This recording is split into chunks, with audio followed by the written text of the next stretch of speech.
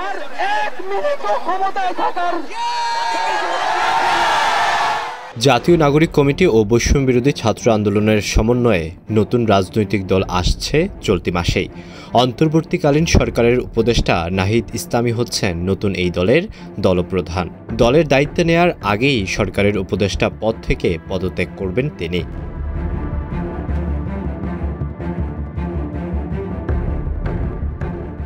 গত ৫ আগস্ট গণ অভ্যুত্থানের মুখে শেখ হাসিনা সরকারের পতনের পর ছাত্রদের নেতৃত্বে নতুন দল আসছে কিনা তা নিয়ে অনেক আলোচনা হয়।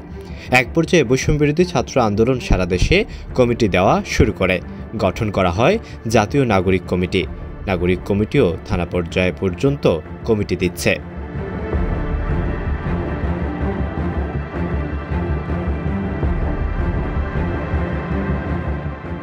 মূলত বৈষম্য বিরোধী ছাত্র আন্দোলন, নাগরিক কমিটি ও সুশীল সমাজের প্রতিনিধিদের নিয়ে নতুন দল গঠিত হবে।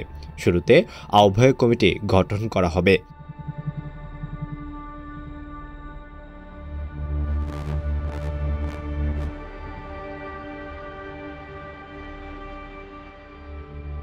বাংলাদেশের ইতিহাসে নতুন দলের আবির্ভাব অনেকটা স্বাভাবিক ঘটনা। বর্তমান সরকারের আমলেও কয়েকটি দল আত্মপ্রকাশ করেছে। তবে অতীতে দেখা গেছে খুব কম দলই রাজনীতিতে প্রভাব রাখতে পেরেছে। ছাত্রদের নতুন রাজনৈতিক দল বড় কোনো প্রভাব তৈরি করতে পারবে কিনা সেটাই বড় প্রশ্ন। এ দল নিয়ে এরই মধ্যে নানা আলোচনা শুরু হয়ে গেছে।